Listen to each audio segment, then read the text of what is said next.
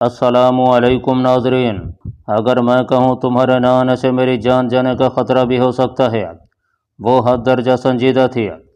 میں نے غصے سے کہا، دوبارہ ایسی بکواس تمہارے منہ سے نہ سنو۔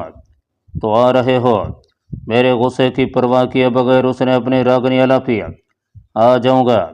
اس کی دھمکی ایسی نہیں تھی کہ میں مزید تکرار کر سکتا۔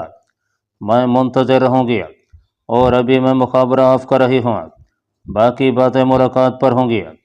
صبح چلتے وقت مجھے اطلاع دے دینا۔ یہ بھلا کیا بات ہوئی؟ میں نے منہ بسورا، ابھی تک میرا دل نہیں بھرا۔ کل ساری کمی پوری کر لینا، عجیب سے لہجے میں کہتے ہوئے اس نے خدا حافظ کہا، اور میرا جواب سنے بغیر رابطہ منقطع کر دیا۔ میرے دل میں عجیب سی حیثیت بھر گئی تھی۔ اس کا لہجہ اور انداز مجھے کھٹک رہا تھا، لیکن اس کی توجیہ سے میں قاصر تھا۔ پوری گفتگو میں اس نے مجھے ایک بار بھی پیار سے نہیں پکارا تھا۔ مجھے شک ہوا کہ شاید وہ اس وقت جس جگہ سے گفتگو کر رہی تھی وہاں کوئی اور بھی موجود ہو۔ اس بات نے مجھے ذرا سی تقویت دی تھی، لیکن اس کے باوجود پاگل دل اس کے رویے پر شاکی تھا۔ میں نے دل ہی دل میں ارادہ کر لیا تھا کہ کل اسے خوب گلے کروں گا۔ میری سوچوں میں سنتری نے آ کر خلل ڈالا تھا۔ اس نے بتایا کہ اورنگزیب صاحب کا فون آیا ہوا ہے۔ سنتری کا شکریہ ادا کر کے میں رہائشی بینکر کی طرف آ گیا۔ سردار اورنگزیب صاحب سے بات کر رہا تھا۔ میرے بینکر میں داخل ہوتے ہی اس نے رسیور میری جانب بڑھا دیا۔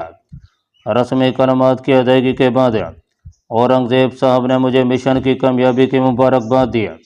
میں ہنسا، ہم نے تو کچھ بھی نہیں کیا سر، ہمیں اس مقصد کی تکمیل سے غرض ہے جس کی وجہ سے تمہیں بھیجا گیا تھا۔ اگر وہ مقصد بغیر کسی خون خرابے کے پایۂ تکمیل تک پہنچ گیا تو یہ دگنی خوشی کی بات ہے۔ کوئی اور نئی تازی سر؟ ہاں، ایک اور خوشخبری ہے۔ کل تمہارے کمانڈنگ آفیسر سے بات ہوئی تھی، تم حوالدار بن گئے ہو۔ یوں ایک دم میں حیران رہ گیا تھا۔ تمہاری اور سردار کی اچھی کارکردگی کی جو رپورٹ میں نے بھجوائی تھی، اس کی وجہ سے تم دونوں حوالدار کے رینک پر ترقی پا گئے ہو۔ مگر ایک دم سر؟ ہاں، اس طرح کی کارکردگی پر ایک دم ہی رینک ملا کرتے ہیں نا؟ شکریہ سر، میں نے شکریہ ادا کرتے ہوئے پوچھا، ویسے سردار کو پتہ ہے؟ تم ہی بتا دو، آگے کیا حکم ہے سر؟ اس بار سردار کو تفصیل سے بتا دیا گیا ہے کہ کل صبح تم دونوں وچانرائے کی چوٹی پر جا رہے ہو، اور فکر نہ کرنا، وچانرائے کے دمن میں پاک آرمی نے چند پوسٹیں بنا لی ہیں۔ اب وہاں کوئی تمہارے کام میں دخل نہیں ہو سکتا۔ وہاں ہم نے کتنے دن گزارنے ہیں؟ 2-3 بھی لگ سکتے ہیں، ہفتہ بھی، اور ممکن ہے پورا مہینہ لگ جائے۔ میں بے صبری سے بولا، مگر میرے ساتھ تو 1 ہفتے کی بات ہوئی تھی۔ بالکل، 3-4 دنوں تک آپ کے 2 ساتھی آ رہے ہیں۔ ان کی آمد کے ساتھ میں تمہیں منہ مانگی چھٹی دوں گا۔ مطلب؟ بالکل 2 ماہ، اور یہ جو ہفتہ گزارا ہے یہ زائد ہوگا۔ اس نے قطع کلامی کرتے ہوئے مجھے خوشخبری سنائی۔ بہت بہت شکریہ سر، میرا دل خوشی سے دھڑکنے لگا تھا۔ پلوشا کے ساتھ 2 مہینے اور 1 ہفتہ گزارنے کی خوشی کا احساس ہی نرالا تھا۔ اس خوشی میں یہ کہنے کا حوصلہ بھی نہ کر سکا کہ آخر 3 دن سردار وہاں اکیلا بھی گزار سکتا تھا۔ اس کے بعد چند منٹ تک اورنگزیب صاحب نے عام گپ شپ کی اور خدا حافظ کہہ دیا۔ میں چاہنے کے باوجود اسے پلوشا کے ساتھ شادی کی بابت کچھ نہیں بتا سکا تھا۔ میرا ارادہ تھا کہ چھٹی جاتے ہوئے اسے شادی میں آنے کی دعوت دیتا جاؤں گا۔ یہ شکریہ کے سلسلے میں ادا کیے جا رہے ہیں محترم۔ رسیور رکھتے ہی سردار خان مستفسر ہوا۔ 2 ماہ اور 1 ہفتے کی چھٹی کی خوشی میں شکریہ ادا کرنا تو بنتا ہے نا؟ یہ سراسر ایک شریف، بھولی بھالی اور معصوم لڑکی کے ساتھ زیادتی ہے۔ وہ اتنا عرصہ تمہیں کیسے برداشت کرے گی؟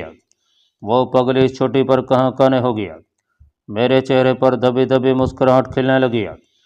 میں جانتا تھا کہ چھٹی ختم ہو جانے پر وہ کتنا واویلا مچائے گی، اور پتہ نہیں کیسے کیسے جتن کر کے مجھے اس سے رخصت لینا پڑے گی۔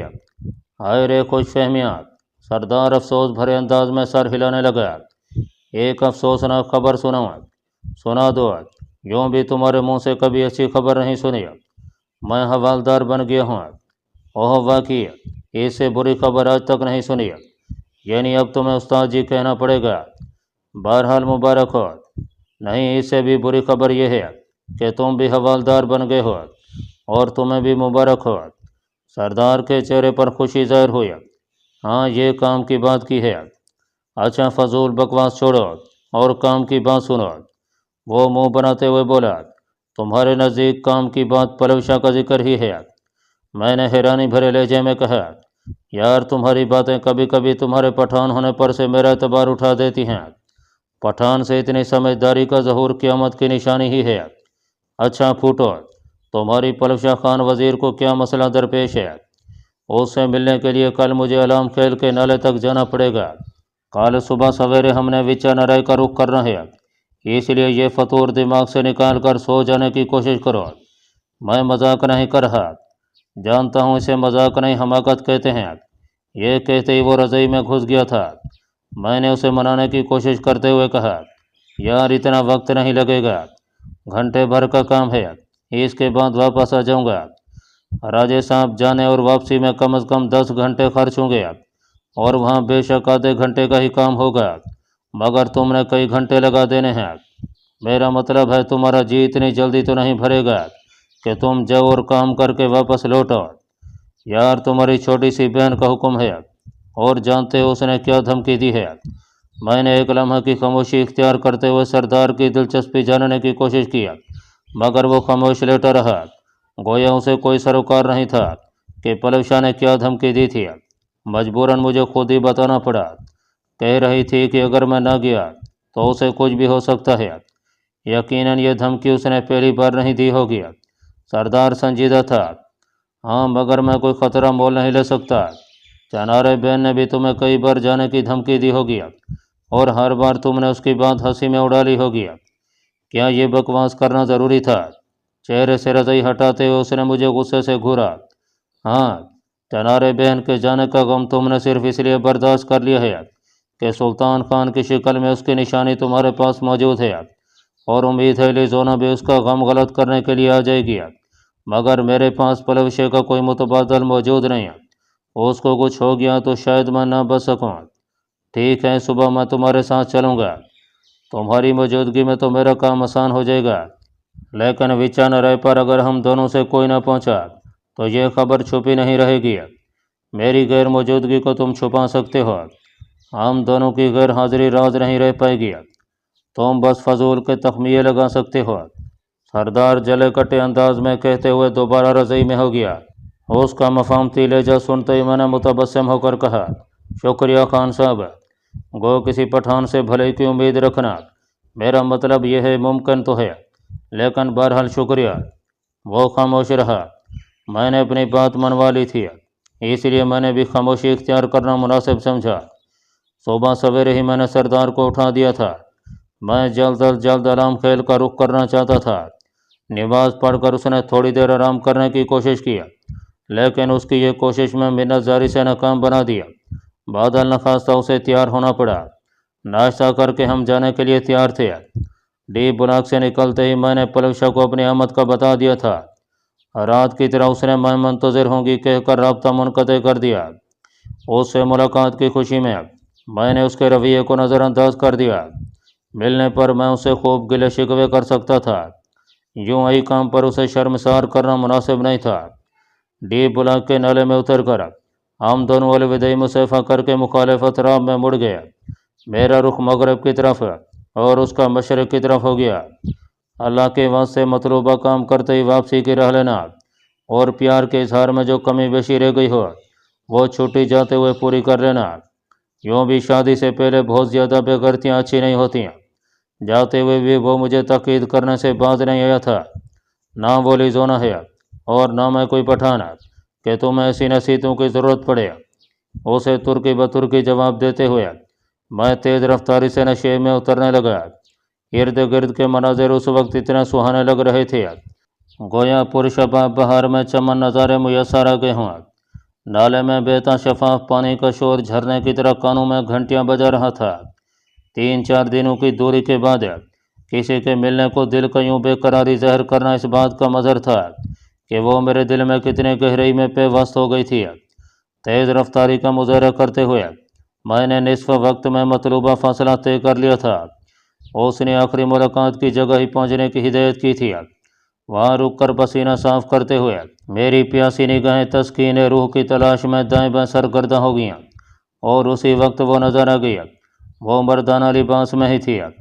गहरे भरे रंग की शलवार कमीज के ऊपर उसने सब्ज रंग की बगैर बाजू वाली स्वेटर पहनी हुई थी। उसे देखते ही मेरी हंसियात आंखों में सिमट आई थी।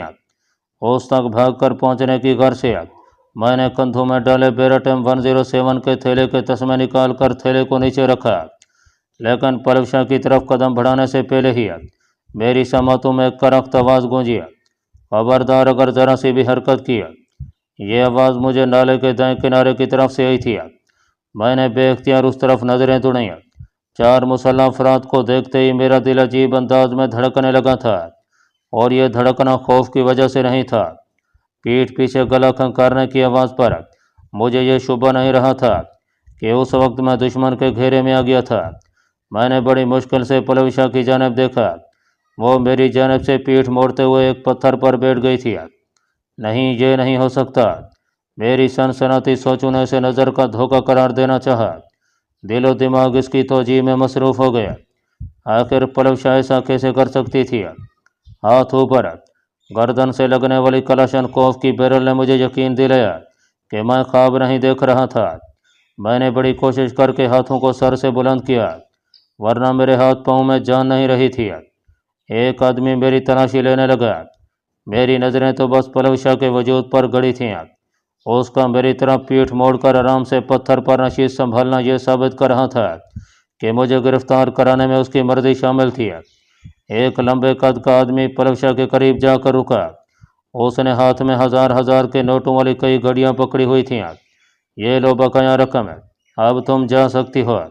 उसके अल्फाज नहीं पिघला हुआ शीशा थे जो समातों के रास्ते मेरे जिस्म में उतर कर मेरे बदन को बेजान करने लगे। जाने मैं कैसे अपने कदमों पर खड़ा था। उसी वक्त मुझे महसूस हुआ कि कोई मेरे हाथ नीचे करके पुष्ट पर बांध रहा है। शायद उसने मुझे हाथ पीछे करने को कहा था, लेकिन मेरी समातों में तो पलवशा के करीब खड़े लंबे कामद आदमी के अल्फाज हथौड़े बरसा रहे थे। उस आदमी से पैसे लेकर उसने एक नज़र पीछे मुड़कर मेरी बेबसी का नज़ारा किया और सड़क की तरफ बढ़ गई। यकीनन उसका काम ख़त्म हो गया था। अपनी मेहनत का मुआवजा वसूल करके वो जा रही थी। किसी के साथ चंद दिन मोहब्बत के इजहार के बाद लाखों की रकम वसूल करना घाटे का सौदा नहीं था। नहीं, वो ऐसी नहीं है। ज़रूर उसे कोई मजबूरी है। दिल ने अमकाना वावेला किया, और दिल की बात में इतना वज़न भी नहीं था कि दिमाग उसे जवाब देने की ज़हमत ही गवारा करता। यह शायद दिमाग भी इसी तगो-दो में था कि जिस्म से उचड़ती हुई ताकत को बहाल करने का कोई बहाना हाथ आ जाए। डूबते को तिनके का सहारा चाहिए होता है, और मेरी हालत भी सैलाबी रेले में आए हुए उस शख्स की सी थी जो तैरना ही ना जानता हो। ना तो ऐसे डूबने वाले की जान किसी तिनके का सहारा पाकर बच सकती है, और ना उस वक्त मुझे कोई लूली लंगड़ी दलील फ़ायदा दे रही थी। मेरी आंखें तो बस पलवशा को वहाँ से दूर जाते हुए देख रही थीं। सड़क किनारे किसी गाड़ी का इंतज़ार करने की बजाय वो पैदल ही अंगूर अड्डे की तरफ चल पड़ी थी। कलाशनकोफ की नाल से मेरी पीठ पर टहुका देकर किसी ने मुझे आगे बढ़ने का इशारा किया। मैं मरे मरे कदम उठाता हुआ आगे बढ़ा। मेरी नज़रें अब भी पलवशा को देख रही थीं, जबकि वज़ीरिस्तान के पहाड़ों में चलने वाले को एक आंख सामने और एक आंख ज़मीन पर रखनी पड़ती है। इस असूल की मुनाफी का सिला मुझे एक ज़बरदस्त ठोकर खाकर मुंह के बल गिरने की सूरत में मिला। हाथ पुष्ट पर बंद होने की वजह से मुझे अच्छी खासी चोट आई थी, लेकिन उस वक्त मेरी सारी हिस्सों ने अर्जी तौर पर काम करना छोड़ दिया था। ना तो मुझे कुछ सुनाई दे रहा था और न पलवशा के अलावा कुछ नज़र आ रहा था। जिसमें दर्द और तकलीफ महसूस ही नहीं हो रही थी। अलबत्ता मेरे दिल को कोई मुट्ठी में लेकर मुसलसल भींचे जा रहा था। किसी ने मुझे बाजू से पकड़कर खड़ा किया। ओए नीचे देख कर चलो, किसी मजनू की औलाद। दिल के बाद अपना थोबड़ा बिना तुड़वा लेना। उसकी बात पर मेरे दाएं बाएं चलने वालों ने ज़ोरदार कहका लगाया था। वह मुझे धक्के देते हुए नाले में खड़ी हुई गाड़ियों के करीब ले दरमियान में खड़ी डबल केबन की अकबी निशस्त पर मुझे 2 आदमियों के दरमियान बिठाया गया। गाड़ी की बाड़ी में भी 4 आदमी बैठ गए। बाकी 2 गाड़ियों में भी 6-6 आदमी बैठ गए थे। नाले से निकलकर वो सड़क पर है। हमारी गाड़ी दरमियान में थी। गाड़ियाँ अलार्म खेल की बजाय अंगूर अड्डे की तरफ चल पड़ी थीं। मेरी नज़रें सड़क पर जाने वाली पलक शाह की मुतलाशी थीं। वो सड़क के दाएं जानब चल रही थी। मैंने गर्दन मोड़कर उस जानब देखा। कमांडर बहार खान, लड़का तो रो रहा है। मेरे बाएं जानब बैठे आदमी ने मज़ाया अंदाज में कहा। उनका कमांडर बहार खान ड्राइवर के साथ बैठा था। पीछे देखते हुए बोला, बेचारे को चोट गहरी ही है ना, फिक्र न करो, जल्दी बहल जाएगा। उसी वक्त हमारी गाड़ी सुस्त रवि से चलती पलक शाह के पास से गुजरती चली गई। कोशिश के बावजूद मैं उसका चेहरा वाज़ेह तौर पर नहीं देख सका था। मुझे एक भी शीशे से पीछे झांकते देखकर मेरे साथ बैठे आदमी ने अपने हाथ से मेरा चेहरा सामने मोड़ते हुए कहा, अबे क्या निकालते उस छोकरे से? तुम्हें बेचकर रकम खरी कर ली है, फिर भी दीवाने होते जा रहे हो। तुम्हारे जैसे बेवकूफ़ कम ही नज़र से गुजरे हैं। तुम भी खूब हो कमीन खान। बहार खान हंसते हुए बोला, वो लड़का नहीं लड़की है। क्या कह रहे हो कमांडर? मेरे बाएं जानब बैठा कमीन खान हकीकतन उछल पड़ा था। इतना बच्चा तो मैं नहीं हूँ कि लड़के लड़की में इम्तियाज़ न कर सकूँ। कमीन खान सही कह रहा है कमांडर। इस मर्तबा मेरे दाएं जानब बैठे आदमी ने कमीन खान की तईद में ज़बान खोली। बहार खान ने कहका लगाते हुए कहा, बेवकूफ़ो, यही पलक शाह खान वज़ीर है और जिसे तुम पकड़ कर ले जा रहे हो ये वो मशहूर एसएस है जिसके बारे तुम लोग इतने अरसे से सुनते आ रहे हो। कमांडर, अब मजाक कर रहे हो ना? कमीन खान बेयकीनी से बोला था। बहार खान वजाहत करते हुए बोला, बिल्कुल भी नहीं। बस आप लोगों की बदकिस्मती है कि खुशहाल खान मसूद से होने वाले जिरगे में आप लोग हाजिर नहीं थे, वरना इन दोनों को देख लेते। कमांडर, मेरी समझ में ये बात नहीं आ रही है कि पलक शाह खान ने इसे क्यों पकड़वा दिया है। हालांकि ये दोनों तो सरदार कबीर खान के खिलाफ इकट्ठे काम करते रहे हैं, बल्कि मैंने तो ये भी सुना है कि इन दोनों का कोई चक्कर चल रहा है। कमीन खान को बहार खान की बात हजम नहीं हो रही थी। बेवकूफ़, पलक शाह खान वज़ीर का किसी एक के साथ तो चक्कर नहीं चला है ना।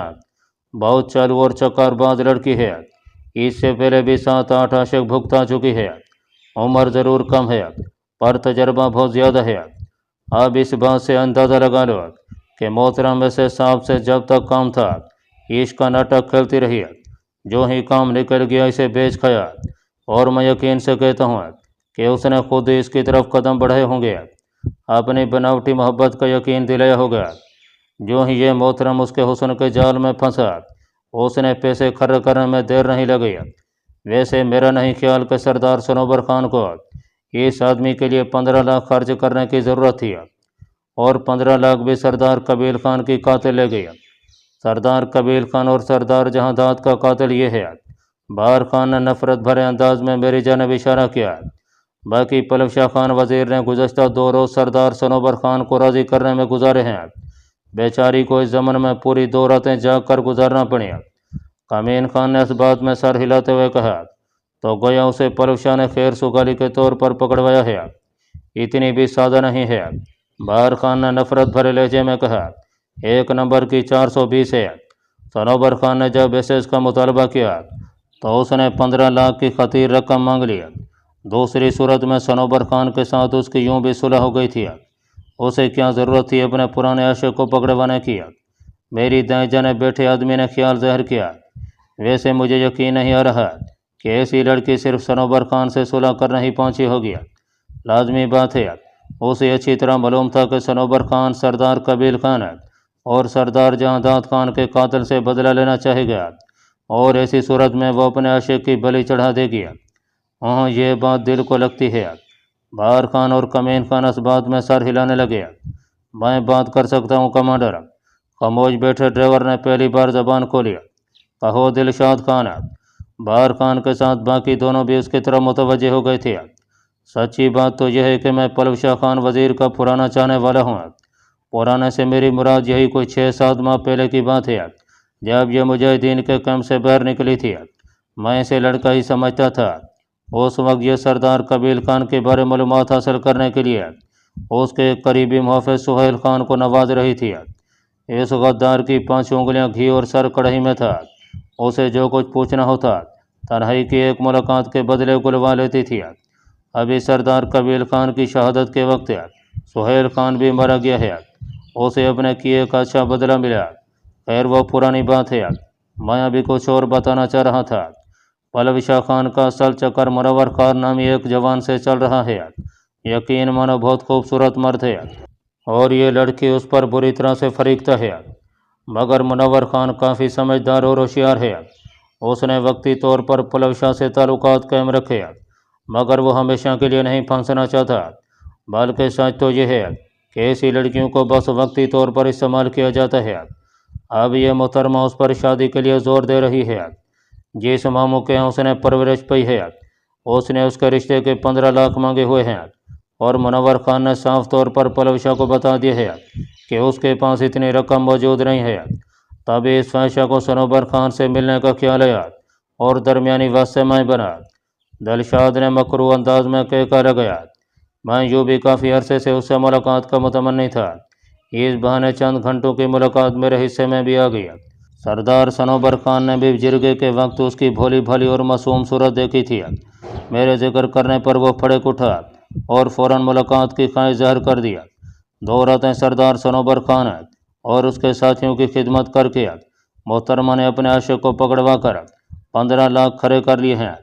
یقیناً اب وہ یہ پیسے منور خان کو دے گیا تاکہ وہ اس کی ماں اور ماموں کو دے کر اس کا رشتہ مانگ سکے، لیکن امید یہی ہے کہ منور خان کبھی بھی اس سے شادی نہیں کرے گا۔ یوں بھی اس کے سامنے پلوشا کا کردار کھلی کتاب کی طرح ہے۔ ابے تم تو چھپے رستم نکلے، ہمیں ہوا ہی نہیں لگنے دی۔ ہاں، بہار خان نے دلشاد خان کی گردن پر ہلکا سا تھپڑ لگایا۔ پلوشا کے بارے ان کی بکواس سن کر میرے بدن سے گویا جان نکلتی جا رہی تھی، اور اس کے معصوم اور بھولے چہرے کے پیچھے اتنا مکروہ اور غلیظ چہرہ چھپا ہوگا، اس بارے تصور کرنا تو درکنارہ۔ اگر میری گرفتاری سے پہلے کوئی ایسی بات کرنے کی کوشش بھی کرتا تو میں اس کے سر میں گولی اتارنے میں ایک لمحہ نہ لگا تھا، مگر اب پلوشا نے میری آنکھوں کے سامنے ان سے رقم وصول کی تھی۔ دلشاد کے کہنے کے مطابق پرسوں رات وہ صنوبر خان کا پہلو گرم کر رہی تھی، اور یہ بات مجھے اس لیے بھی سچ لگی کہ اس رات کو کافی دیر کوشش کرنے کے بعد بھی وہ اس سے رابطہ نہیں کر سکا تھا، حالانکہ اس سے 2 دن پہلے رات کو 11 بجے تک وہ میری منتظر تھی۔ گزشتہ رات بھی اس نے مجھے ملنے کے پیغام کے علاوہ کوئی بات نہیں کی تھی۔ گاڑی انگور انڈے سے ہوتی ہوئی جنوب کی طرف مڑ گئی۔ یہ وہی سڑک تھی جو کھڑکلے سے ہو کر قبیل خان کی حویلی کی طرف جاتی تھی، قبیل خان کی اس حویلی کی طرف جہاں پلوشا سے میری پہلی ملاقات ہوئی تھی۔ اس سڑک پر جاتے ہوئے مجھے اپنا یار سردار یاد آیا، اور اس کے ساتھ ہی پلوشا کے ساتھ ہونے والی لڑائی یاد آ گئی۔ اسے گرفتار کر کے میں نے اس کی خوب پٹائی کی تھی، یقیناً آج اس نے اپنا بدلہ لے لیا تھا۔